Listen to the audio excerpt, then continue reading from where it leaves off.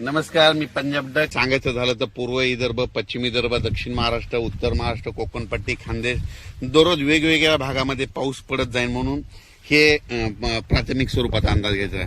पण काय झालं, हे करत असताना मला उत्तर महाराष्ट्रातल्या शेतकऱ्याचे फोन आले.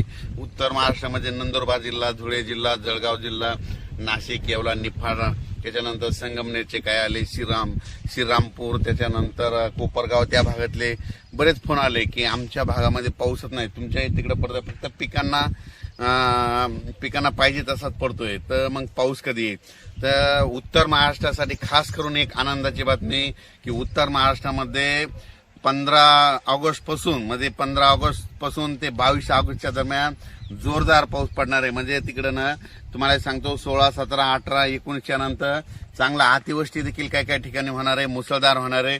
आणि त्यांचे फोन आले की आमच्या विहिरीला पाणी आलं नाही. तर ह्या पावसामध्ये तुमचा हा पाऊस निर्णायक ठरणार आहे. विहिरीला देखील तुमच्या पाणी येणार आहे, वडी नाली देखील वाहणार आहेत. म्हणून उत्तर महाराष्ट्रातल्या शेतकऱ्यांनी हा अंदाज लक्षात घ्यायचा. त्याच्यानंतर परत सांगू इच्छितो की मुंबई, पुणे, नाशिक, संगमनेर, इगतपुरी, ह्या कोकणपट्टी त्या भागातल्या सर्व शेतकऱ्यांना सांगू इच्छितो की तुम्ही काय करा, म्हणजे तुमच्याकडं म्हणजे 17 ते 22च्या दरम्यान, म्हणजे 17 ऑगस्ट पासून 22च्या दरम्यान मुंबई असो, पुणे असो, त्याच्यानंतर नाशिक, इगतपुरी या भागामध्ये अतिमुसळधार पाऊस पडणार आहे. म्हणून हे अंदाज लक्षात. मुंबईला देखील म्हणजे असा पाऊस पडेल की तिथलं काही ठिकाणचं म्हणजे पाणी साचण्याची शक्यता आहे. म्हणून हा मुंबईकरांनी खास करून हे म्हणजे 17 ते 22चा अंदाज लक्षात घ्यायचा. त्याच्यानंतर पुण्याकडे खूप पाऊस पडत असल्यामुळे तिथलं परत त्या नद्याला पाणी येणार, परत तळ्यांचं पाणी सोडावं लागणार. त्याच्यामुळे परत पूर परिस्थितीमध्ये सांगली, कोल्हापूरकडे तिकडे परत पूर परिस्थितीला सामोरं जावं लागणार. म्हणून तिकडे देखील नद्याला पाण्याला पूर येणार आहे. म्हणून हे अंदाज सांगली, सातारा, कोल्हापूर या शेतकऱ्यांनी लक्षात घ्यायचं.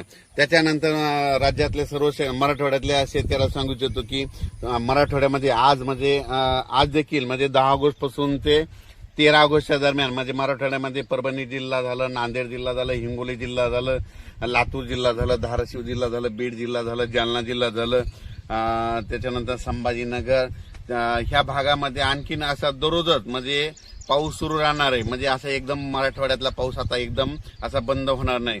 आणि सगळ्यात महत्वाचं सर्व शेतकऱ्यांना महाराष्ट्रातलं सांगू इच्छितो की राज्यामध्ये मागच्या महिन्यात कसं समजा थोडी उघाड दिली होती, खंड म्हणजे 10-15 दिवस पाऊस पडला नव्हता.